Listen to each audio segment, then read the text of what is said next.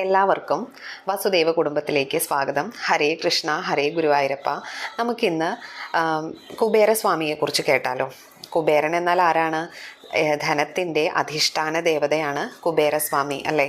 അപ്പോൾ കുബേരനെ കുറിച്ചായിരിക്കട്ടെ നമ്മുടെ ഇന്നത്തെ കഥ. അതായത് സാക്ഷാൽ മഹാവിഷ്ണുവിൽ നിന്നാണല്ലോ ബ്രഹ്മാവ് ഉണ്ടായിരിക്കുന്നത്. ബ്രഹ്മാവ് പുലസ്ത്യ മഹർഷിയെ സൃഷ്ടിക്കുന്നുണ്ട്. പുലസ്ത്യ മഹർഷിയുടെ പുത്രനാണ് വിശ്രവസ്. വിശ്രവസ് വേദോച്ചാരണം, മന്ത്രോച്ചാരണങ്ങൾ കേട്ടുകൊണ്ട് ഗർഭം ധരിക്കയാൽ അദ്ദേഹത്തിന് വിശ്രവസ് എന്ന് പേര് ലഭിച്ചിരിക്കുന്നു എന്നാണ് പറയപ്പെടുന്നത്. ഇദ്ദേഹം ഭരദ്വാജ മുനിയുടെ മകളായ ഇളിഭിളയെ വിവാഹം കഴിച്ചു. ഒരു യക്ഷകന്യകയായ ഇളിഭിളയെ വിവാഹം കഴിക്കും. ദേവവർണിനി എന്ന മറ്റൊരു പേര് കൂടിയുണ്ട്. അവരെ വിവാഹം കഴിച്ചു. അതിലുണ്ടായതാണ് വൈശ്രവണൻ എന്ന കുബേരൻ. ഈ വൈശ്രവണൻ എന്ന പേരിൻ്റെ അർത്ഥം എന്താണ്? സർവസമ്പത്തിൻ്റെയും അധിഷ്ഠാന ദേവത, അല്ലെങ്കിൽ സർവ ഐശ്വര്യങ്ങളുടെയും ദേവത, ഇന്ദ്രിയങ്ങളെ ജയിച്ചവൻ, ഇന്ദ്രൻ. ഇന്ദ്രൻ എന്നാൽ ഏതെങ്കിലും ഒരു പ്രത്യേക രാജപദവിയിൽ അല്ലെങ്കിൽ ദേവന്മാരുടെ രാജാവ് എന്ന പദവിയിൽ ഇരിക്കുന്ന ഒരു വ്യക്തിയല്ല. ഇന്ദ്രിയങ്ങളെ ജയിച്ചവൻ ആരാണോ അവനാണ് ഇന്ദ്രൻ. അങ്ങനെ ഒരു ഇന്ദ്രദേവൻ്റെ ഒരു പദവി, അതായത് സർവ്വ ഇന്ദ്രിയങ്ങളെയും ജയിച്ച് അങ്ങനെ വന്നതുകൊണ്ടാണ് അദ്ദേഹത്തിന് കുബേരൻ എന്ന, അതായത് വൈശ്രവണൻ എന്ന പേര് ലഭിക്കുന്നത്. അങ്ങനെ സർവേന്ദ്രിയങ്ങളെയും നിയന്ത്രിക്കാൻ സാധിച്ചത് കൊണ്ട് തന്നെ ആയിരിക്കുമല്ലോ സർവ്വധനത്തിൻ്റെയും അധിഷ്ഠാന ദേവതയായി അദ്ദേഹത്തെ ഏൽപ്പിച്ചത്. കാരണം നമ്മൾ ഈ ധനമെല്ലാം മാനേജ് ചെയ്യാനായിട്ട് ഏൽപ്പിക്കുന്ന ആൾക്ക് അതിനോട് അമിതമായിട്ടുള്ള താല്പര്യമോ ഭ്രമമോ പാടില്ല. അതുപോലെ എല്ലാം സർവോപകാരപ്രദമായിട്ട് ഉപയോഗിക്കാനുള്ള മനസ്സുണ്ടായിരിക്കണം. അങ്ങനെ നന്മയുടെ നിറകുടമായിട്ടുള്ള, അല്ലെങ്കിൽ ഈശ്വരനോട് ഉപമിക്കാൻ സാധിക്കുന്ന, അല്ലെങ്കിൽ സാക്ഷാൽ ഈശ്വരനായിട്ട് നിൽക്കുന്ന ഒരാൾക്ക് മാത്രമേ ഇത്രയും ധനം, ഈ പ്രപഞ്ചത്തിൻ്റെ സർവ്വധനവും അദ്ദേഹത്തിൻ്റെ കയ്യിലാണ്. അപ്പോൾ ഈ ധനമെല്ലാം ഏൽപ്പിച്ചു കൊടുക്കാനായിട്ടുള്ളൊരു വിശ്വാസം വരണമെങ്കിൽ അദ്ദേഹം സർവ്വേന്ദ്രിയങ്ങളെയും നിയന്ത്രിച്ചവനായിരിക്കണം, അല്ലേ? അപ്പോൾ അതുകൊണ്ടാണ് അദ്ദേഹത്തിന് വൈശ്രവണൻ എന്ന പേര് ലഭിക്കുന്നത്.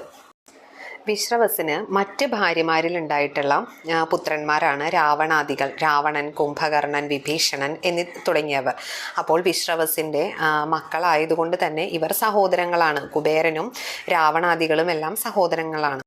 കീർത്തിമാനായ വൈശ്രവണൻ ബ്രഹ്മദേവനെ തപസ്സനുഷ്ഠിക്കുകയാണ്. 49,000 ദിവ്യ സംവത്സരങ്ങൾ അദ്ദേഹം ബ്രഹ്മദേവനെ തപസ്സനുഷ്ഠിച്ചു എന്നാണ് പറയപ്പെടുന്നത്. അതിൽ സംപ്രീതനായ ബ്രഹ്മദേവൻ അദ്ദേഹത്തിന് ദിക്പാല പദവി നൽകുന്നുണ്ട്. അതായത് അഷ്ടദിക്പാലകരിൽ ഒരാളാണ് ഇദ്ദേഹം, കുബേരൻ. ഇദ്ദേഹത്തിന് വടക്ക് ദിക്കിൻ്റെ അധിപനായിട്ടാണ് പറയപ്പെടുന്നത്. ദിക്പാലക പദവിയും അതുപോലെ സർവ്വസമ്പത്തിൻ്റെയും അധിപതി ആക്കുകയും പുഷ്പക വിമാനവും അദ്ദേഹത്തിന് സമ്മാനിക്കുന്നുണ്ട്. അങ്ങനെ ഇതെല്ലാം ഈ ഒരു നിധിയും കൊണ്ടാണ് അദ്ദേഹം ഭവനത്തിലേക്ക് തിരിച്ചു വരുന്നത്. അങ്ങനെ അദ്ദേഹത്തിൻ്റെ അച്ഛനോട് ഇതെല്ലാം സൂക്ഷിക്കാനും അല്ലെങ്കിൽ സുഖമായിട്ട് ജീവിക്കാനും ഉതകുന്ന ഒരു സ്ഥലം എവിടെയാണെന്ന് തനിക്ക് കാണിച്ചു തരുമെന്ന് അച്ഛനോട് ചോദിക്കുകയാണ്, വിശ്രവസിനോട് ചോദിക്കുകയാണ്. രാക്ഷസ വീരന്മാർക്ക് താമസിക്കാനായിട്ട് ത്രികൂട പർവ്വതത്തിൻ്റെ മുകളിലായിട്ട് അതായത് തെക്കേ സമുദ്രത്തിലെ ത്രികൂട പർവ്വതത്തിൻ്റെ മുകളിലായിട്ട് സ്വർണ്ണ നഗരിയായിട്ടുള്ള ലങ്കാപുരം നിർമ്മിച്ചിട്ടുണ്ടായിരുന്നു. അവിടെ രാക്ഷസന്മാരെല്ലാം ദേവന്മാരെയെല്ലാം പീഡിപ്പിച്ചുകൊണ്ട് അനേക കാലം താമസിച്ചു. അവരെയെല്ലാം മഹാവിഷ്ണു തന്നെ വന്ന് വധിക്കുകയാണ് ഉണ്ടായത്. ബാക്കി വന്നവരെല്ലാം ഓടി രക്ഷപ്പെട്ടു. എവിടേക്കാണ്? പാതാളത്തിലേക്ക് ഓടി രക്ഷപ്പെട്ടു. അപ്പോൾ ആ നഗരം അവിടെ വിജനമായിട്ട് കിടക്കുകയാണ്, ആരും താമസമില്ല. അപ്പോൾ അതുകൊണ്ട് വൈശ്രവണനോട് വിശ്രവസ് പറയാണ്, അവിടെ പോയിട്ട് താമസിച്ചോളൂ എന്ന് പറയാണ്. ലങ്കാ നഗരമാണെങ്കിലോ സ്വർണ്ണ നഗരിയാണല്ലോ. അപ്പം അതുകൊണ്ട് തന്നെ ഇദ്ദേഹത്തിന് സർവ്വ തേജസ്സോടും കൂടി അവിടെ താമസിക്കാനുള്ള അനുവാദം അച്ഛൻ കൊടുക്കുകയാണ്. അങ്ങനെ അദ്ദേഹം അവിടെ ലങ്കാപുരിയെ ലക്ഷ്യമാക്കി പോയി അവിടെ തൻ്റെ രാജധാനിയാക്കിക്കൊണ്ട് ഭരണം ആരംഭിക്കുകയാണ്. മറ്റ് പുത്രന്മാരായ രാവണാദികൾ ബ്രഹ്മദേവനെ തപസ്സനുഷ്ഠിച്ചുകൊണ്ട് ഭൂലോക വിജയത്തിനായിട്ടുള്ള വരവും നേടി തിരിച്ചു വരികയാണ്. അങ്ങനെ തിരിച്ചു വരുമ്പോഴാണ് ലങ്കാപുരിയിൽ വൈശ്രവണൻ വാഴുന്നത് അറിയുന്നത്. അങ്ങനെ എന്ത് ചെയ്തു? അദ്ദേഹത്തെ അവിടെ നിന്നും ആട്ടിപ്പായിച്ചുകൊണ്ട് അദ്ദേഹത്തിൻ്റെ സർവ്വസ്വത്തുക്കളും സമ്പത്തും അപഹരിക്കുകയാണ്. അതോടൊപ്പം ഈ പുഷ്പക വിമാനത്തെയും രാവണൻ സ്വന്തമാക്കുന്നുണ്ട്. അങ്ങനെ അദ്ദേഹം യക്ഷ കിന്നര ഗന്ധർവാദികളോടൊപ്പം ഗന്ധമാദന പർവ്വതത്തിലേക്ക് പോവുകയാണ്. അങ്ങനെ അവിടെ താമസമുറപ്പിക്കുകയാണ്. ഈ യക്ഷകിന്നരന്മാരോടൊപ്പം പോകാനായിട്ടുള്ള കാരണം എന്താണെന്ന് വെച്ചാൽ, ഇദ്ദേഹം കാവേരി നദീതീരത്ത് 100 സംവത്സരങ്ങളോളം തപസ് അനുഷ്ഠിച്ചിരുന്നു. അവിടെ നിന്നും യക്ഷന്മാരുടെ രാജാവാകാനുള്ള വരം ശിവഭഗവാനിൽ നിന്നും നേടിയിരുന്നു. അതുകൊണ്ടാണ് ഇദ്ദേഹം യക്ഷകിന്നരന്മാരോടൊപ്പം പോകാനായിട്ടുള്ള കാരണം. വൈശ്രവണൻ്റെ നഗരത്തിൻ്റെ പേരാണ് അളകാപുരി. അദ്ദേഹത്തിൻ്റെ ഈ കുബേര സഭയുടെ വർണ്ണന നമുക്ക് മഹാഭാരതത്തിലെ സഭാപർവത്തിൽ കാണാൻ സാധിക്കും. മധുര മനോജ്ഞമാണ് കുബേരസഭ. അദ്ദേഹത്തിൻ്റെ ഉദ്യാനമാണ് ചൈത്രരഥം. അവിടെ നിന്നും ഉത്ഭവിക്കുന്ന നദിയാണ് അളകനന്ദ എന്ന നദി.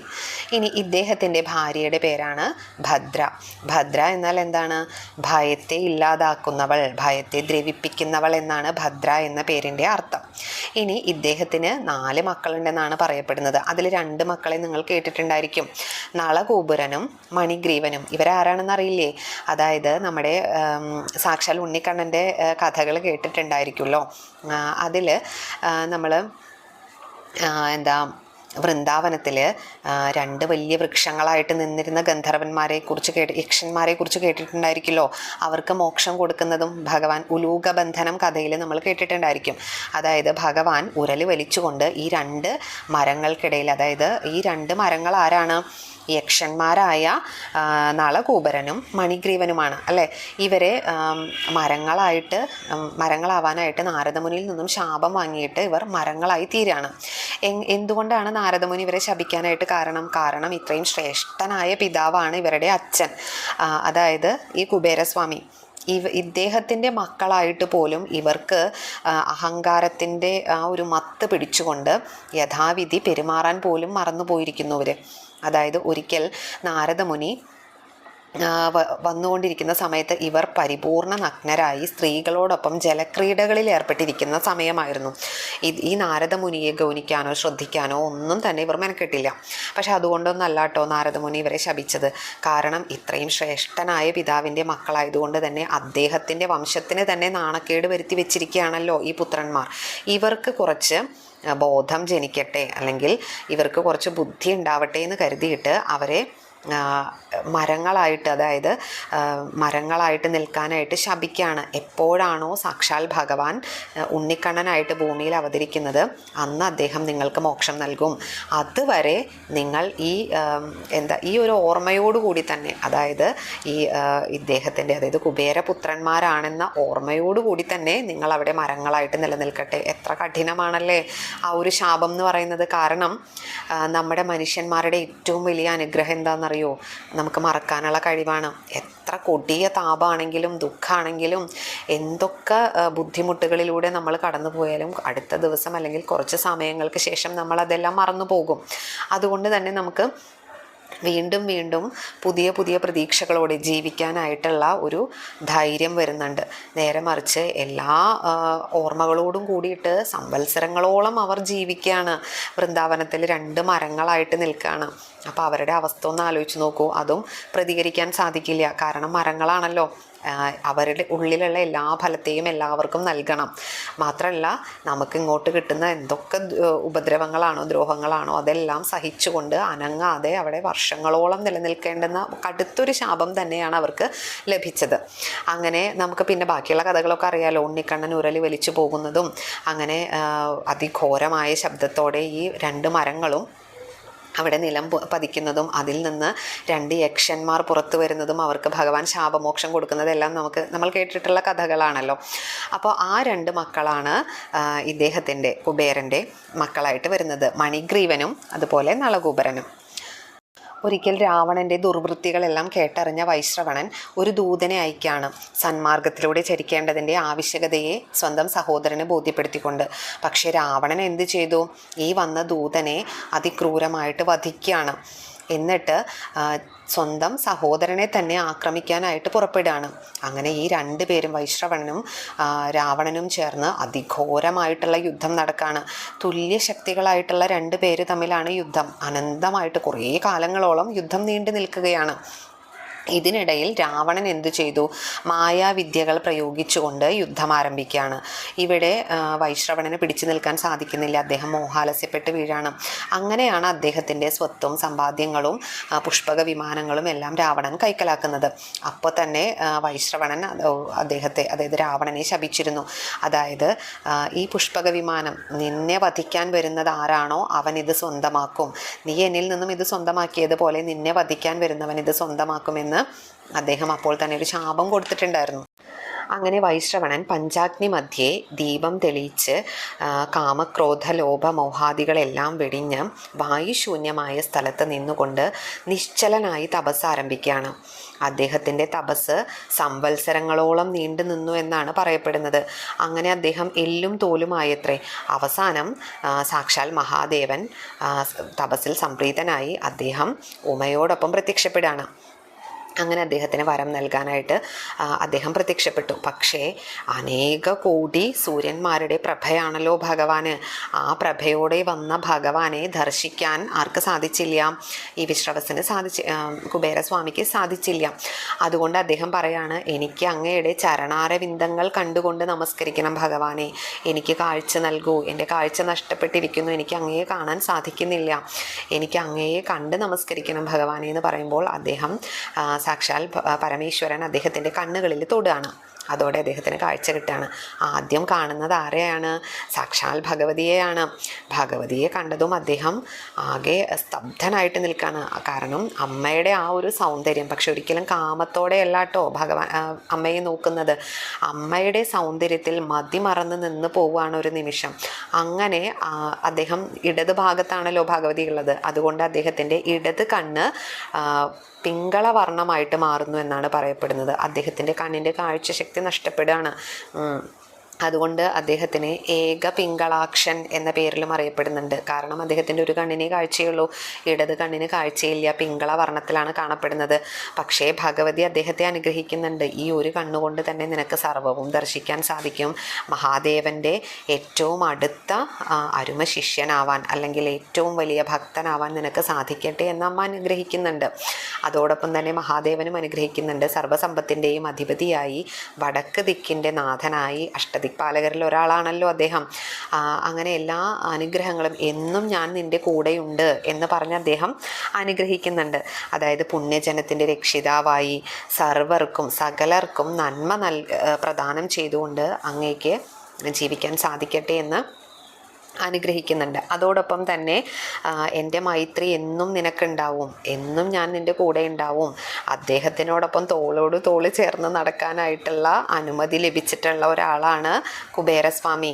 അത്രയും ഭഗവാന്റെ പ്രിയപ്പെട്ട ഒരാളാണ്. ഭൂതഗണങ്ങളിൽ ഒരാൾ, അല്ലെങ്കിൽ അദ്ദേഹത്തിൻ്റെ ഏറ്റവും പ്രിയപ്പെട്ട ഭക്തനായിട്ടുള്ള ഒരാളാണ് കുബേരസ്വാമി. അതോടൊപ്പം അമ്മയും അനുഗ്രഹിക്കുന്നുണ്ട് കേട്ടോ. അതായത് അമ്മ പറയുന്നുണ്ട്, നിനക്കൊരു കണ്ണ് നഷ്ടപ്പെട്ടുല്ലോ, മറ്റേ കണ്ണുകൊണ്ട് തന്നെ നിനക്ക് എല്ലാം കാണാൻ സാധിക്കും. ഭഗവാൻ നൽകിയ എല്ലാ വരങ്ങളും അതേ രൂപത്തിൽ നിനക്ക് ലഭിക്കട്ടെ. എൻ്റെ രൂപം ആ ഒരു ഇത് കാഴ്ച കൊണ്ടാണല്ലോ പിങ്കള വർണ്ണമായിട്ട് മാറിയത്. പക്ഷേ മറ്റേ കണ്ണുകൊണ്ട് നിനക്ക് എല്ലാം കാണാനായിട്ട് സാധിക്കും. എൻ്റെ അനുഗ്രഹം എന്നും നിന്നോടൊപ്പം ഉണ്ടാവും എന്നൊക്കെ പറഞ്ഞ് അമ്മയും അനുഗ്രഹിക്കുന്നുണ്ട്. നൈമിഷാരണ്യത്തിൽ വെച്ച് സൂത മഹർഷി ശൗനകാദികളോട് കഥ പറയുമ്പോൾ സാക്ഷാൽ വെങ്കിടാചലപതിയുടെ കഥ പറയുന്നുണ്ട്. അതായത് സാക്ഷാൽ ഭഗവാൻ ഭൃഗുമഹർഷി ഉണ്ടല്ലോ, ഭൃഗുമഹർഷി സാക്ഷാൽ ഭഗവാന്റെ, വിഷ്ണു ഭഗവാന്റെ നെഞ്ചിൽ അതെല്ലാം ക്ഷമിച്ചു. ആ കഥ കേട്ടിട്ടുണ്ടായിരിക്കുമല്ലോ, ഭൃഗുമഹർഷി ചവിട്ടിയ പാട് ഭഗവാന്റെ നെഞ്ചിലുള്ളത്. ആ കഥ കേട്ടിട്ടുണ്ടായിരിക്കുമല്ലോ. പക്ഷെ ഭഗവാൻ അദ്ദേഹത്തോട് ക്ഷമിക്കുകയാണ് ഉണ്ടായത്. കാരണം അതിന് പിന്നിൽ വ്യക്തമായിട്ടുള്ളൊരു കാരണം ഉണ്ടായിരുന്നു. അപ്പം അതുകൊണ്ട് തന്നെ ഭഗവാൻ അലോഹ്യൊന്നും ഉണ്ടായില്ല ഭക്തനോട്. മഹർഷിയോട് ക്ഷമ ചോദിക്കുകയാണ്. അങ്ങയുടെ കാല് വേദനിച്ചു എന്ന് ചോദിച്ച് ക്ഷമ ചോദിക്കുകയാണ് ചവിട്ടിയപ്പോൾ. പക്ഷേ ലക്ഷ്മി ദേവിക്ക് ഇത് അത്ര ഇഷ്ടപ്പെട്ടില്ല. ലക്ഷ്മി ദേവി വൈകുണ്ഠം ഉപേക്ഷിച്ച് ഭൂമിയിലേക്ക് പോവുകയാണ്.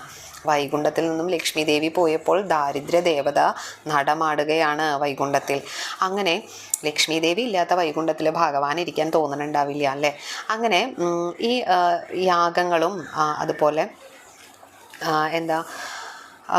ഈ യാഗഭൂമി ഉഴുന്ന സമയത്ത് അവിടെ നിന്നും ആകാശദേവന് ഒരു പെട്ടി കിട്ടുകയാണ്.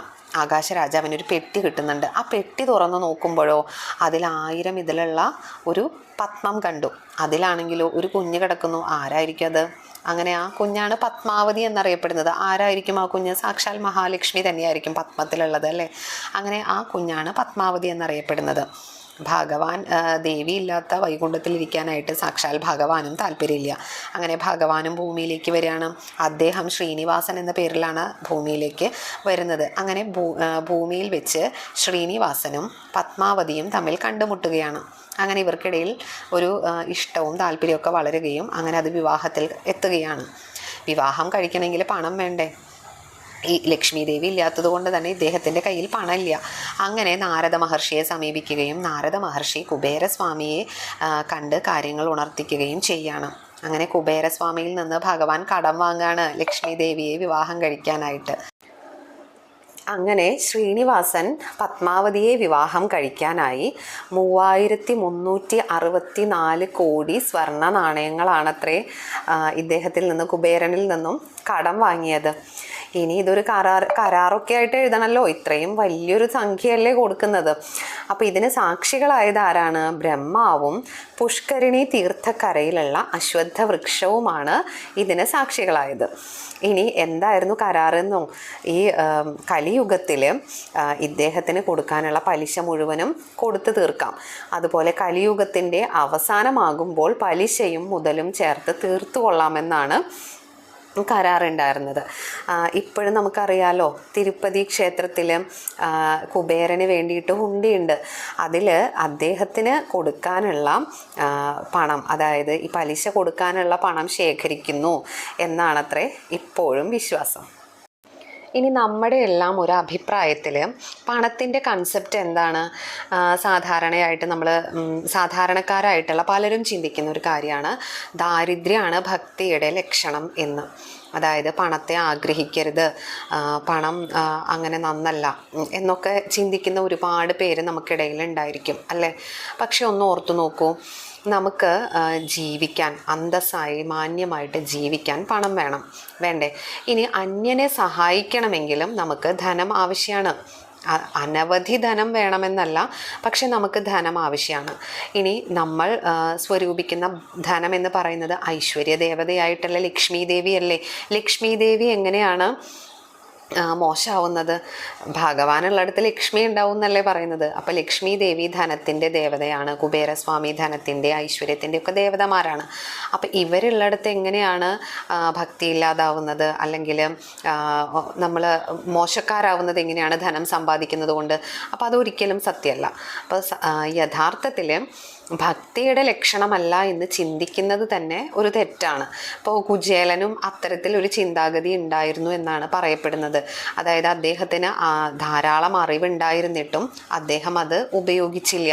സ്വന്തം കുടുംബത്തിൽ ഇത്ര കഠിനമായിട്ടുള്ള ദാരിദ്ര്യം അനുഭവിച്ചിട്ടും തന്നെ വിശ്വസിച്ച് വന്ന തൻ്റെ ഭാര്യയെയും തൻ്റെ പുത്രന്മാരെയും നോക്കാനുള്ള ബാധ്യത അദ്ദേഹത്തിന് ഉണ്ടായിരുന്നു.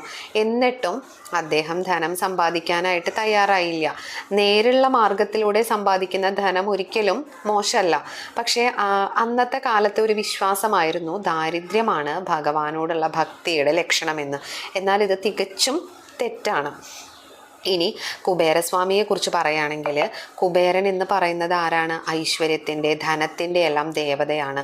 ഇനി ഭഗവാൻ തന്നെ പറയുന്നുണ്ടല്ലോ, അതായത് വസുക്കളിൽ അദ്ദേഹം അഗ്നിയാണ് എന്ന് പറയപ്പെടുന്നുണ്ട്. പിന്നെ അതുപോലെ രുദ്രന്മാരിൽ ശങ്കരനാണ് ഭഗവാൻ. ഇനി മൃഗങ്ങളിൽ അദ്ദേഹം പശുവാണ്, ഗോമാതാവാണ്, അല്ലേ? അതുപോലെ മനുഷ്യരിൽ ബ്രാഹ്മണനാണ്. അതുപോലെ യക്ഷന്മാരിൽ താൻ കുബേരനാണെന്നാണ് പറയപ്പെടുന്നത്. അപ്പോൾ ഭഗവാന്റെ സ്വരൂപം തന്നെയാണ് കുബേരൻ. കാരണം അദ്ദേഹം നീതിയുക്തമായിട്ട് കൈകാര്യം ചെയ്താൽ, ധനത്തെ കൈകാര്യം ചെയ്യുന്നുണ്ടെങ്കിൽ മാത്രമേ എല്ലാവർക്കും അവിടെ ഒരു ഈക്വാലിറ്റി ഉണ്ടാവുള്ളൂ. അപ്പോൾ അതിന് ക്വാളിറ്റി ഉള്ള ഒരാളെ തന്നെയായിരിക്കും ഈ ഭൂലോക സർവസ്വത്തിൻ്റെയും ധനത്തെ ഭഗവാനെ ഏൽപ്പിക്കുന്നത്, അല്ലേ? അപ്പോൾ അതിന് ക്വാളിറ്റി ഉള്ള ഒരാൾ തന്നെയാണ് കുബേരസ്വാമി. കുബേരസ്വാമിയുടെ ഈ ഭൂമിയിലെ അധിഷ്ഠാനം എന്ന് പറയുന്നത് ബദരിയാശ്രമത്തിലാണ്.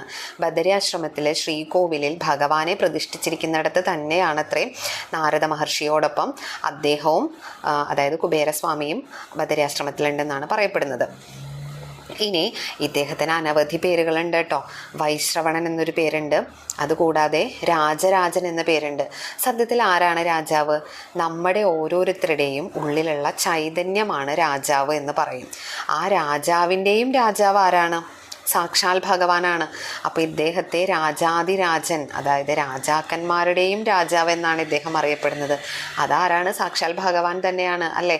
അപ്പോൾ അതുകൊണ്ട് കുബേരസ്വാമി സാക്ഷാൽ ഭഗവാന്റെ അംശം തന്നെയാണ്. അല്ലെങ്കിലും സർവ്വത്തിലും ഭഗവാൻ ഉണ്ടല്ലോ, എല്ലാം ഭഗവാനാണല്ലോ. അപ്പം അതുകൊണ്ട് കുബേരസ്വാമിയും രാജാതിരാജൻ എന്ന പേരിൽ അറിയപ്പെടുന്നുണ്ട്. അതുപോലെ പ്രസഹ്യ സാഹിനി. പ്രസഹ്യ സാഹിനി എന്നാൽ, പ്രസഹ്യം എന്നാൽ പൂർണ്ണം എന്നാണ്, സാഹിനി എന്നാൽ തൃപ്തിയുള്ളവൻ. അതായത് പരിപൂർണമായും തൃപ്തിയുള്ളവൻ ആരാണോ അതാണ് കുബേരസ്വാമി. അതുകൊണ്ടാണ് അദ്ദേഹത്തിനെ പ്രസഹ്യ സാഹിനി എന്ന് പറയുന്നത്. സത്യത്തിൽ ആരാണ് ദരിദ്രൻ? നമ്മൾ കുചേലവൃത്തം പറഞ്ഞപ്പോൾ പറഞ്ഞിരുന്നു, എത്ര കിട്ടിയാലും പോരാ പോരാ എന്ന് ചിന്തിക്കുന്നവൻ ആരാണോ അവനാണ് ദരിദ്രൻ. ഇനി ഉള്ളത് കൊണ്ട് തൃപ്തിപ്പെടുന്നവൻ ആരാണോ അവനാണ് പ്രസഹ്യ സാഹിനെ എന്ന് പറയുന്നത്. അതായത് കുബേരസ്വാമി എല്ലാറ്റിലും തൃപ്തിയാണ് അദ്ദേഹത്തിന്. അമിതമായിട്ട് ഇനിയും വേണം വേണം എന്നൊരാഗ്രഹമില്ല, ഉള്ളത് കൊണ്ട് തന്നെ തൃപ്തനാണ്. അതുകൊണ്ട് തന്നെ അത് സർവവും മറ്റുള്ളവർക്ക്, അർഹതപ്പെട്ടവർക്ക് കൊടുക്കാൻ അദ്ദേഹം സദാ സന്നദ്ധനാണ്. അതുകൊണ്ടാണല്ലോ അദ്ദേഹത്തിന് ഇത് കൃത്യമായിട്ട് ഏൽപ്പിച്ചിരിക്കുന്നത്. അപ്പോൾ ഇദ്ദേഹം പ്രസഹ്യ സാഹിനെ എന്നും അറിയപ്പെടുന്നത്. സമ്പത്തിൻ്റെ അളവുകോലാണ് തൃപ്തി എന്ന് പറയുന്നത്. അപ്പോൾ നമുക്ക് സമ്പത്ത് ഏറുന്തോറും നമുക്ക് എന്ത് വേണം? തൃപ്തി ഉണ്ടാവുന്നവനാണ് സമ്പത്ത് ധാരാളമായിട്ട് കിട്ടുന്നത്. അതുമാത്രമല്ല, നമുക്ക് ശക്തി ഏറുന്തോറും നമുക്ക് എന്ത് വേണം? ക്ഷമ വേണം അല്ലേ? അപ്പോൾ സത്യത്തിൽ നമുക്ക് യഥാർത്ഥത്തിലുള്ള തൃപ്തി വരുന്നത് എപ്പോഴാണ്? യഥാർത്ഥത്തിലുള്ള തൃപ്തി വരുന്നത് സാക്ഷാൽ ഭഗവാനെ അറിയുമ്പോഴാണ്. അപ്പോൾ കുബേരസ്വാമി അനേക വർഷങ്ങളോളം പലതവണയായിട്ട് തപസ് അനുഷ്ഠിച്ചിട്ടുള്ളതാണ്. അതുകൊണ്ട് തന്നെ അദ്ദേഹത്തിൻ്റെ തപശക്തി കൊണ്ട് അദ്ദേഹത്തിന് ധാരാളം ശക്തി ലഭിച്ചിട്ടുണ്ട്. ഈ ശക്തി ഏറും തോറും അദ്ദേഹത്തിന് ക്ഷമ എന്ന ആ ഒരു ഗുണം കൂടി അദ്ദേഹത്തിന് ഏറുന്നുണ്ട്. അതുമാത്രമല്ല, ഈ സർവ്വസമ്പത്തിൻ്റെയും അധിപനായിട്ട് അദ്ദേഹത്തെ നിയോഗിച്ചിരിക്കുകയാണ് അല്ലേ? ഇദ്ദേഹമാണ് എല്ലാ സമ്പത്തിൻ്റെയും, he is responsible for every asset in the universe. അപ്പം അദ്ദേഹം സർവ്വധനത്തിൻ്റെയും സമ്പത്തിൻ്റെയും സംരക്ഷകനാണ്. അപ്പോൾ അദ്ദേഹത്തെ അതുപോലൊരു കാര്യം ഏൽപ്പിക്കണം എന്നുണ്ടെങ്കിൽ അദ്ദേഹത്തിൽ ആ ഒരു തൃപ്തിയുണ്ട്. അദ്ദേഹത്തിന് ഭഗവാനെ വേണ്ടു. ഭഗവാനിലുള്ള തൃപ്തിയാണ്, ഭക്തിയാണ് അദ്ദേഹത്തിൻ്റെ ഒരു ക്വാളിറ്റി എന്ന് പറയുന്നത്. അതുതന്നെയാണ് അദ്ദേഹത്തെ എല്ലാം വിശ്വസിച്ച് ഏൽപ്പിക്കാനായിട്ടുള്ള കാരണം. ഇനി ഇദ്ദേഹത്തിന് ധനത്തിൽ ആശയില്ല, സമ്പത്തിൽ ആശയില്ല, നേട്ടങ്ങളിൽ ആശയില്ല, എല്ലാം ഭഗവാനാണെന്ന് കരുതി ജീവിക്കുന്ന ഒരാളാണ് കുബേരസ്വാമി. ധനത്തിനെ ഹാൻഡിൽ ചെയ്യണം എന്നുണ്ടെങ്കിൽ ധാരാളം ക്ഷമ വേണം. ഒന്നിനോടും ആശയുണ്ടാവരുത്, ഭ്രമം ഉണ്ടാവരുത്. ഇനി ഈ ലോകത്തിൽ 3 തരം സ്വത്ത് ഉണ്ടെന്നാണ് പറയപ്പെടുന്നത്. സ്ത്രീയുടെ സ്വത്ത്, അതായത് സ്ത്രീസ്വം. ഇനി രാജാവിൻ്റെ സ്വത്ത്, രാജസ്വം. ദേവൻ്റെ സ്വത്ത്, ദേവസ്വം. ഇങ്ങനെയുള്ള 3 തരം സ്വത്താണ് ഈ ഭൂമിയിലുള്ളത്. ഇതിൽ സ്ത്രീയെ സംരക്ഷിക്കാൻ ആളില്ലെങ്കിൽ സ്ത്രീയുടെ സ്വത്ത് അപഹരിക്കാനുള്ള സാധ്യത കൂടുതലാണ്. രാജസ്വമാണെങ്കിലും ദേവസ്വമാണെന്നുണ്ടെങ്കിലും വിധിയാം വണ്ണം അതിനെ കൊണ്ടു നടന്നില്ലെങ്കിൽ അതും അപഹരിക്കപ്പെടാനുള്ള സാധ്യത കൂടുതലാണ്. ഈ 3 സ്വത്തും അപഹരിക്കാൻ വളരെ എളുപ്പമാണെന്നാണ് പറയുന്നത്. പക്ഷെ അപഹരിച്ചാലോ ഏറ്റവും കഠിനമായിട്ടുള്ള നരകങ്ങളിൽ ഒന്നായിരിക്കും ഇത് അപഹരിക്കുന്നവന് ലഭിക്കുക. അതായത് നമ്മുടെ ധർമ്മശാസ്ത്രങ്ങളിലെല്ലാം വിധിച്ചിട്ടുള്ളതിൽ വെച്ച് ഏറ്റവും കഠിനമായിട്ടുള്ള നരകമാണത്രേ ഈ സ്വത്തുക്കളെല്ലാം അപഹരിക്കുന്നവർക്ക് ലഭിക്കുക. അതിനോടനുബന്ധിച്ചിട്ടൊരു കഥയുണ്ട്. അതായത് ഒരിക്കൽ ശ്രീരാമസ്വാമി ഇവിടെ ഭരിച്ചിരുന്ന സമയത്ത്, ആ സമയത്ത് ഒരു എലി അർദ്ധരാത്രിയിൽ, എലിയല്ലാട്ടോ, എന്താ ഒരു കീരിയാണെന്ന് തോന്നുന്നു, വരികയാണ്. എന്നിട്ട് അവിടെയുള്ള ദ്വാരപാലകരോട് പറയാണ്, ആകെ രക്തത്തിൽ കുളിച്ചിട്ടാണ് വരുന്നത്. എന്നിട്ട് അവിടെയുള്ള ദ്വാരപാലകരോട് പറയാണ്, എത്രയും പെട്ടെന്ന് ശ്രീരാമസ്വാമിയെ വിളിക്കൂ, എനിക്ക് അദ്ദേഹത്തോടൊരു പരാതി ബോധിപ്പിക്കാനുണ്ട്. അപ്പോൾ ഈ അർദ്ധരാത്രിക്കാണോ അദ്ദേഹത്തെ വിളിച്ചുണർത്തേണ്ടത്? എന്താ ഇത് രാമരാജ്യമല്ലേ, ഇവിടെ സമയക്രമമുണ്ടോ രാജാവിനെ പരാതി ബോധിപ്പിക്കാനായിട്ടെന്നൊക്കെ ചോദിച്ചിട്ട് ആ ബുദ്ധിമാനായിട്ടുള്ള കീരിയുടെ സംസാരം കേട്ടിട്ട് അവിടെയുള്ള ആളുകളെല്ലാം ആകെ പരിഭ്രാന്തരാവാണ്. കാരണം സംസാരിക്കുന്ന ഒരു കീരിയോ, അങ്ങനെയാണ് അവർ കാണുന്നത്. എന്നിട്ട് അതേ സമയം തന്നെ ലക്ഷ്മണനും ശ്രീരാമസ്വാമി ഇതൊക്കെ അറിഞ്ഞ് വരികയാണ്. എന്നിട്ട് അദ്ദേഹത്തോട് പറയാണ്, ഇപ്പം തന്നെ രാജ്യസഭ വിളിച്ചു കൂട്ടൂ എന്ന് ശ്രീരാമസ്വാമിയോട് പറയാണ് ഈ കീരി. അപ്പം അദ്ദേഹം അതേപോലെ കീരി പറയുന്നത് എന്താണോ അതേപോലെ അദ്ദേഹം അനുവർത്തിക്കുകയാണ്. അങ്ങനെ രാജ്യസഭ വിളിച്ചു കൂട്ടി. എന്നിട്ട് കീരിയോട് ചോദിക്കുകയാണ്, അങ്ങേക്ക് ഇതെങ്ങനെയാണ് സംഭവിച്ചത്? അങ്ങയുടെ ശരീരത്തിൽ നിന്നും രക്തം ഒഴുകുന്നുണ്ടല്ലോ, ഇതെങ്ങനെ സംഭവിച്ചു എന്ന് ചോദിക്കുകയാണ്. അപ്പോൾ പറയാണ്, ഞാൻ പകൽ സമയത്ത് അത് നല്ല കടുത്ത ചൂടായിരുന്നു. എനിക്ക് ചൂട് സഹിക്കാൻ വയ്യാതായപ്പോൾ അവിടെ കുറച്ച് വെള്ളം കിടക്കുന്നുണ്ടായിരുന്നു. ആ വെള്ളത്തിൽ കിടന്ന് ഞാൻ ഉരുണ്ടതാണ്. അവിടെ അതുവഴി വന്ന ഒരു ബ്രാഹ്മണൻ എന്നെ വളരെയധികം കഠിനമായിട്ട് ഉപദ്രവിക്കുകയാണ് ചെയ്തത്. അദ്ദേഹത്തിനെ ശിക്ഷിക്കണം, അതിന് വേണ്ടിയിട്ടാണ് രാജസഭ കൂടണമെന്ന് പറഞ്ഞത്. ഇത് കേട്ടപ്പോൾ ശ്രീരാമസ്വാമി ഉടനെ തന്നെ ഏർപ്പാടാക്കാണ്, ആ ബ്രാഹ്മണനെ കൊണ്ടുവരൂ എന്ന് പറയാണ്. അങ്ങനെ അതേസമയം പെട്ടെന്ന് തന്നെ ബ്രാഹ്മണനെ അദ്ദേഹത്തിൻ്റെ മുൻപിൽ ഹാജരാക്കി. അപ്പോൾ ബ്രാഹ്മണനോട് ചോദിക്കുകയാണ്, അങ്ങ് എന്താണ് ചെയ്തത്? ഈ കീരിയോട് ഇങ്ങനെ പ്രവർത്തിക്കാനായിട്ട് അത് എന്ത് തെറ്റാണ് അങ്ങയോട് ചെയ്തത് എന്ന് ചോദിക്കുകയാണ്. അപ്പോൾ ബ്രാഹ്മണൻ പറയാണ്, ഞാൻ അനേക സമയം ഭിക്ഷ യാചിക്കാനായിട്ട് നടന്നു, പക്ഷെ എനിക്കൊന്നും കിട്ടിയില്ല. അതുകൊണ്ട് തന്നെ ഞാൻ വിശന്ന് ക്ഷീണിതനായിട്ട് വരുന്ന സമയത്താണ് ഈ കീരി ആ വെള്ളത്തിൽ കിടന്ന് മറിഞ്ഞിട്ട് എൻ്റെ ദേഹത്തിൽ മുഴുവനും അഴുക്ക് പുരണ്ടു. അതായത് ആ വെള്ളം തെറിച്ച് എനിക്ക് ആകെ ഉണ്ടായിരുന്നൊരു വസ്ത്രമാണിത്. ഈ വസ്ത്രത്തിൽ മുഴുവനും അഴുക്ക് പുരണ്ടു. ആ ദേഷ്യത്തിനാണ് ഞാൻ അതിനെ ഉപദ്രവിച്ചത് എന്ന് പറയാണ്. അപ്പോൾ കീരിയോട് ചോദിക്കുകയാണ്, ഇവൻ എന്ത് ശിക്ഷയാണ് കൊടുക്കേണ്ടത് എന്ന് ചോദിക്കുകയാണ്. അപ്പോൾ കീരി പറയാണ്, അങ്ങയുടെ ഖജനാവിൻ്റെ അധിപതിയായിട്ട് ഇവനെ നിയമിക്കൂ എന്ന്. അപ്പോൾ ശ്രീരാമസ്വാമി പറഞ്ഞു, എന്നാൽ അങ്ങനെ തന്നെ ആവട്ടെ എന്ന്. ഇത് കേട്ട് ലക്ഷ്മണന് സഹിക്കുന്നില്ല. കാരണം എന്താണ് ജ്യേഷ്ഠൻ ചെയ്തത്? ജ്യേഷ്ഠൻ്റെ ആജ്ഞയിൽ എന്തെങ്കിലും തെറ്റ് പറ്റിയോ? അദ്ദേഹത്തിൻ്റെ പ്രവൃത്തികളിൽ തെറ്റ് സംഭവിച്ചോ എന്നൊക്കെയുള്ള ഒരു കൺഫ്യൂഷനാണ് ആർക്കുണ്ടായിരുന്നത്? ലക്ഷ്മണനുണ്ടായിരുന്നത്. അപ്പോൾ ലക്ഷ്മണൻ ശ്രീരാമസ്വാമിയോട് ചോദിക്കുകയാണ്, അങ്ങ് എന്താണ് പറയുന്നത്? ഇത്തരത്തിലുള്ള ഒരുവനെ പിടിച്ച് അതായത് ഇദ്ദേഹം ദരിദ്രനായിട്ടുള്ളൊരു ബ്രാഹ്മണനാണ്. അപ്പോൾ ഇങ്ങനെയുള്ള ഒരാളെ പിടിച്ച് നമ്മുടെ ഖജനാവിനെ ഏൽപ്പിക്കണോ, അത് വേണോ, അങ്ങൊന്ന് ചിന്തിക്കൂ എന്ന് പറയാണ്.